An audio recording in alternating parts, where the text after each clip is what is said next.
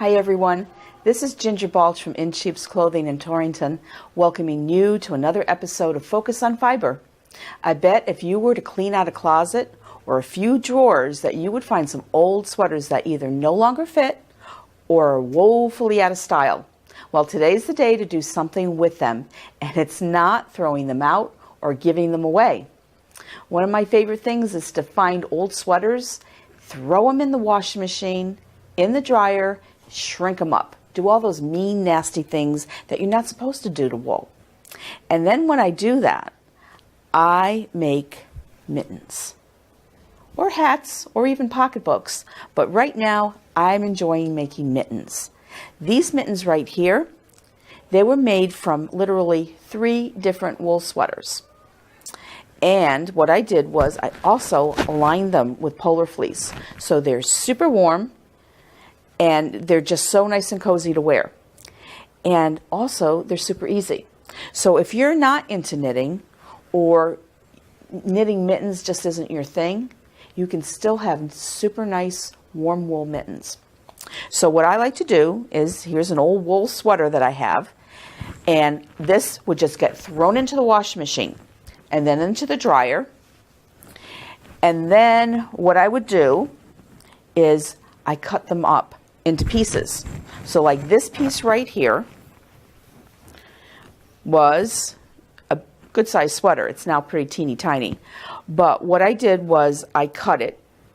I took all the seams off of it, take the ribbing off, except I left this ribbing on because I never quite know what I want to do with that. Because there is another way that you can actually make felted wool mittens without cutting out a pattern. And although these are super easy to do, there's an even easier way. And I'm just going to quickly show you that. And what you would just do is take your old sweater, lay it out, put your hand on top of it, and trace around it, and then cut it out. So front and the back would make a pair of mittens. And then what happens is your ribbing is already in there. So nice and easy. Of course you have a mitten shape like your hand. And there you go. So that's a really easy way to make it. Down and dirty mittens. But I'm going to show you how to make something that's a little fancier. And definitely a lot of fun, but still very easy to do. So what I did, like I said, I had 3 different sweaters that I used. And what I did was, this is the 3 different sweaters. So this was the piece of a Fair Isle sweater that got felted up. And then I had a red sweater and I had a blue sweater.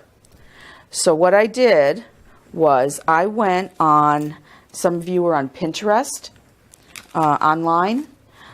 You can find some patterns, and then you can just cut them out and you have your little templates to make your mittens. So what I did was I got my sweater, so say like this sweater here. Okay. You lay it out and you take your piece, you pin it on and cut it out. It's that easy. Now what you want to do is each one of these pieces you have to cut out times 2. So you need 2 of these and 2 of the other pieces. Now this piece here will create the back of your mitten. And then these other 2 pieces is either for your palm top, which is this piece right here. Whoops, there we go, like that. And then you have your palm bottom, which is this right there. And so you would just cut those pieces out. But before you even start cutting out your sweater pieces, there's also the lining, and you need to cut 2 of those out. And what I do is I get the polar fleece, and it comes in all different colors. I tend to like to get like one color, and I can just do a whole bunch of mittens with that one color. So what you do is, you cut your 2 pieces out. And let's see. Here's our pieces right here. Get everything out of the way. Okay, so here's our back. Okay. And then I'm going to show you how you pin these pieces together.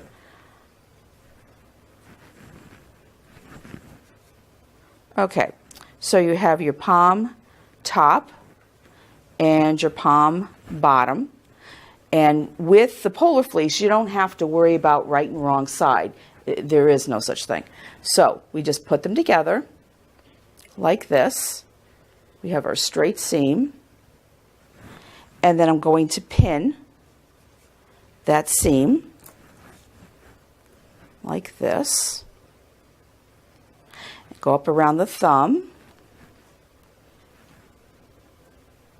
Okay, and around.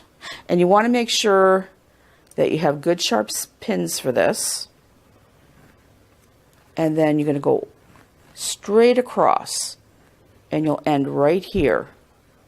So you will be sewing this way around the thumb and ending right here where the pin is. And actually what I even did on my pieces here, just so that you can see, is this is your seam right around. And depending on the pattern, it'll give you a certain amount of seam allowance. I tend to like to go a little smaller on the seam allowance. This way I'll try the mitten on, and if I want to make little changes to it, I can always still take it in if I want to. Better to have it a little bit bigger than too small. So then what I would do is I would stitch along this edge.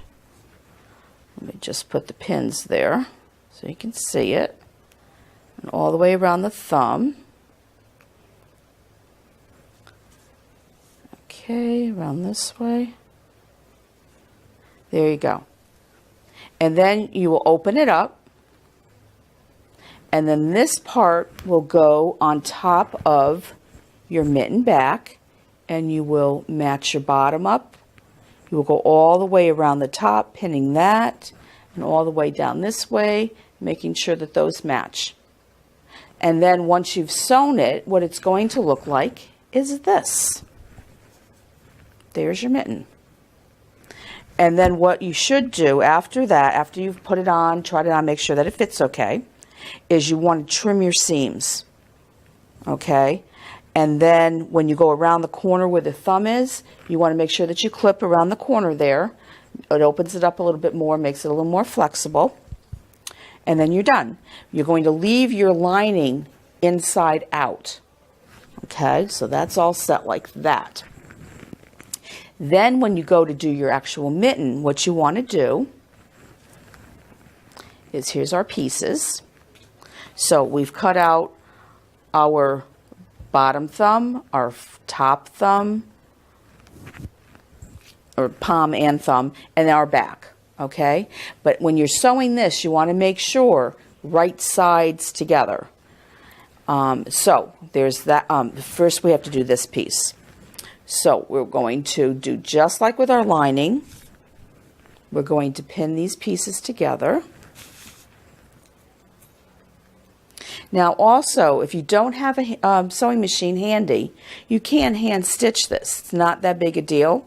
I would just want to do like a running stitch or a back stitch just to make sure that it's a good secure seam and a nice strong thread. I'm going to go all the way around like this. And you'll want to make sure that you have a good sharp needle for this too, because when you felt your wool, you really need a nice sharp needle to go through it.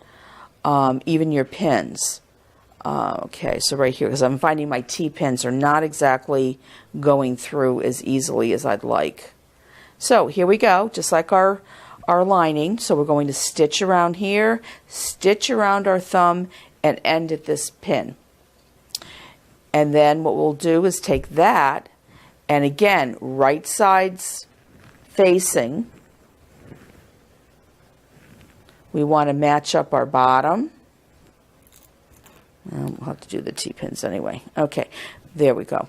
And then we're going to, now this is pinned kind of, it's not quite matching, but once this gets seamed, it'll match up. So you want to pin all the way around. And then what happens is you have to be very careful with the thumb part here when you go to stitch. Make sure that's out of the way, but make sure that you get where the seam is and then sew all the way down to the end.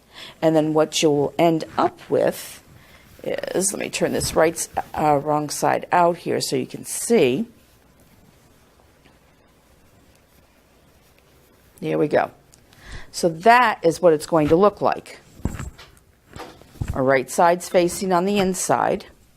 And then again, just like your lining, you want to make sure that you trim it. So you trim along, but be careful because you do have kind of a little more a fabric that might fray just a little bit depending on how much it's been felted. So you don't want to trim too close to the seam. You might even want to, if you are using a wool that maybe does tend to fray a little bit more, just because it might be heavier or because like a pattern stitch like this has more of a tendency to fray a little bit. You might want to do 2 seams just right next to each other just to make sure that it won't unravel. And then once you've done that, you want to clip again nice and close and clip in where the thumb is so that you have some movement there in the thumb. And then you're done with that. So now what I would do with this piece is we're going to turn it right back, right side facing again. There we go. Get that thumb out. And you want to kind of play with it and make sure that you're opening it up. You might even want to take your steam iron and give it a hit of steam just to get it so that it really opens up nicely. Now the other thing, and don't get nervous about this because I did at the first time I did this, this wool is a Shetland wool and it tends to be a little softer and it's a little bit lighter weight than this is. This sweater here, it's heavier. It was a Fair Isle sweater, so it has multiple strands of yarn going across, so it's automatically a heavier fabric. And then you felt it, and it's even heavier. So when you go to sew, what happens is, even though I had a nice rounded corner on here, see how it's not quite perfectly round. That's because there's a difference between this lighter weight fabric and the heavier weight fabric. And even though I've trimmed it, it's still not perfectly round. Don't worry about that. You can, again, hit it with a little bit of steam with your iron, and that does help. And then once you put the lining in, that helps some more. But you can see here how, okay, so it's not perfectly round, but look at the thumb.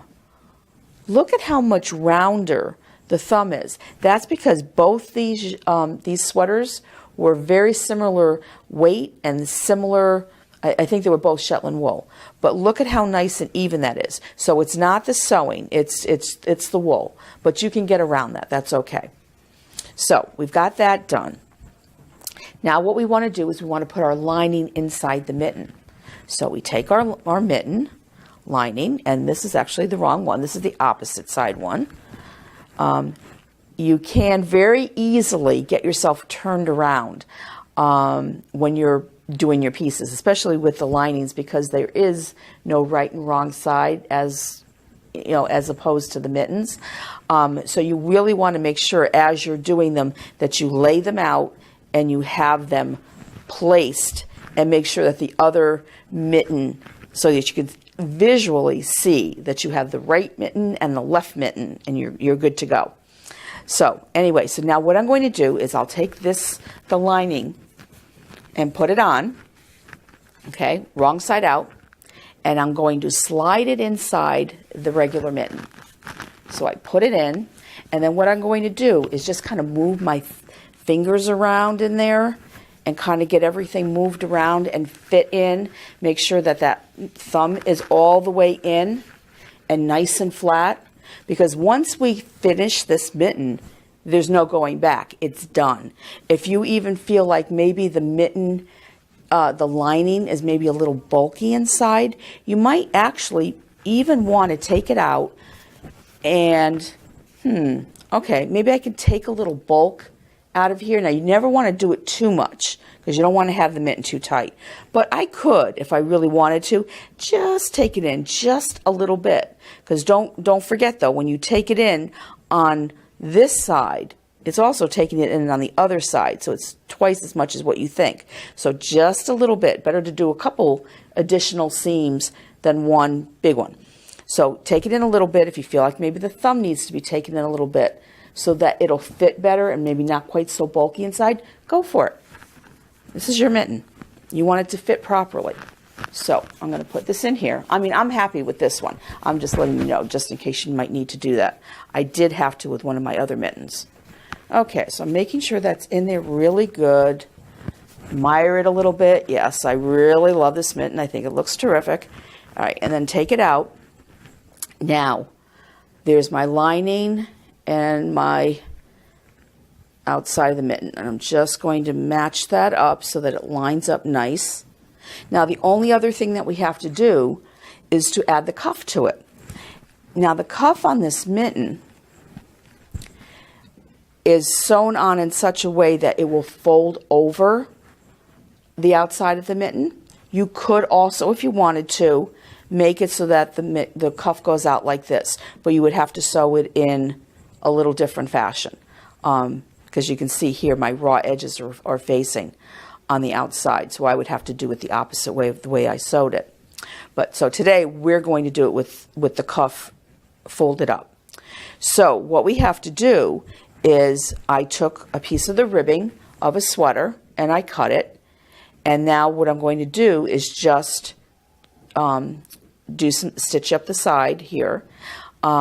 If you happen to be lucky enough to have a sweater like this one here that already has a cuff on it, you could just cut that right off. You've got two cuffs. There you go. You're all set for your mitten. It's just this particular sweater, I don't know, I probably already used it for another cuff. So I just used the ribbing and just cut it. So here we go. So I sewed and made my seam, okay? And this is the finished edge of the ribbing. So we want to be very careful about how we put it into the mitten to make sure it's the proper way. I'm going to confess here, my first mitten came out absolutely perfect. And when you have to check and double check because you just don't want to make a mistake. So when I turned it right side out, oh yeah, it's perfect. My seam is tucked inside. That's the important thing. You want that seam to be tucked inside the mitten and you don't see it. Also, you want to admire how beautiful it looks that your lining is tucked in and all finished. Now what happened when I went to do my second mitten, I was in a little bit of a hurry, and what happened was I forgot to kind of check the seam. So when I sewed it in, okay, so I sewed this in, and I trimmed it like you're supposed to do, and I went to go fold it on the outside, and I was getting ready to admire my beautiful second mitten, and I realized that my seam was on the wrong side. But not to worry, it's not that big a deal because I'll figure out a way. I'm going to cut a little tab from some ribbing. I'll fold it over. I'll tack it down. I'll take a button and I'll sew it on there and it'll look like I meant to do it. So I'm not worried about that. But let's try to get it right the first time here. So what I'm going to do now is I have my mitten and I want to get the ribbing in. So I'm going to think about this and make sure. And actually, the best thing to do is to have a mitten that you already did perfectly and just have it handy, just to double check yourself. So I know that when I go to put this mitten, put my cuff in, I know I'm going to tuck it inside like I was going to sew it. So I'm looking at it, and yes, my seam has to be on the inside. So let me take a look at this. Okay, seam on the inside, but the other important thing is make sure that right side is also facing going inside the mitten. So I think I have it right. We'll double check ourselves. So I'm going to tuck that inside the mitten. And you also want to make sure all your seams are lined up. I line them up, but then I do offset them just a little bit, one to one side and one to the other side, because I don't want to have all three seams right on top of each other, because my sewing machine will probably groan a little bit if it wants to go through all three layers. So I kind of offset them ever so slightly, and I line up that seam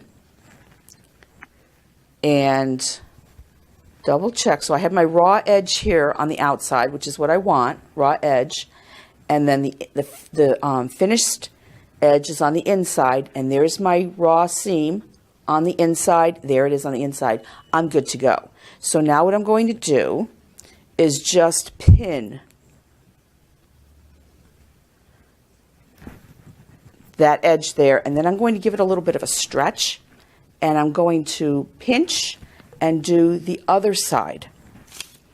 And I'm going to pin that. And then again, I'm going to stretch it a little bit. Make sure all my layers are even. And I'm going to pin that. I'm running out of pins here, so I'm going to steal a couple from this one. There we go. Turn it around. Give it a little stretch here. Make sure they're all lined up. There we go. And just pin this. Now that mitten that I made the mistake on, ordinarily I would have just ripped it out. However, it's really tough to rip out on the sweaters because when you make that seam, the knitting just sucks up the stitches, and it's really, really hard to see them, let alone try to rip them out. I even made my stitch length longer on my on the seams in case I did have to ever rip out, which I did have to a couple times. But I could have probably ripped out, but what happened was I went and did what I was supposed to do, and I trimmed it. So there was no going back and ripping this, cutting it. I couldn't even cut it because that would have shortened my mitten and it would have shortened the cuff. So, you know, just you have to make it work. And I'm going to make this mitten work, so I'm not going to obsess about it any longer. Okay, so there we go. So we're all pinned in here. So now what I would do is either hand stitch it, or I would put it in the sewing machine and I would just stitch as I go. And you do want to be careful as you're stitching with the sewing machine. Sometimes the edges, especially with the knitwear, it wants to get sucked into the foot, your sewing foot there. And every once in a while you might have to stop, just lift it up and just to adjust it a little bit and then get it going again. But then once you've sewn this, again, you're going to trim it, and then you can, see, this one's all nice and trimmed, and then just pull it out and turn it right side out like that. And like I said, it takes care of your fleece lining inside there, and just makes everything nice and finished. And then if you wanted to, you could take one of these buttons and you can put a button, you know, sew a button on there on the outside like that for decoration. Another thing that you could do too, I would do it before I got to this phase, is when I'm right here ready to start to sew, right here, you know what's adorable? Is to do like a little pocket. Is you just take a little piece of your fabric. So say I just want to do this. Of course, I wouldn't do a triple layer, but you could just put a little piece of fabric on there like that, stitch it down. Again, put another little button on there, and you've got a cute little pocket on the outside of your mitten. There we go. How cute is that? Can't wait to do another mitten because this is exactly what I want to do. But you can add cute little embellishments to it, personalize them. Think about, these would make the best gift ever for somebody because they're super warm. They've already been felted, although I would not just throw them in the washer because felting does not ever stop. It will keep on going. So you can still throw this in the washer and it could still shrink up on you. So you want to just be careful about that. So these are definitely still a hand-washed an item, but it'd be a great gift item. So I'd like to thank you again for spending time with me, making good use of old sweaters. I bet the next time you see one, you won't want to throw one out. Have fun with this new project, and remember to keep a focus on fiber. See you the next time.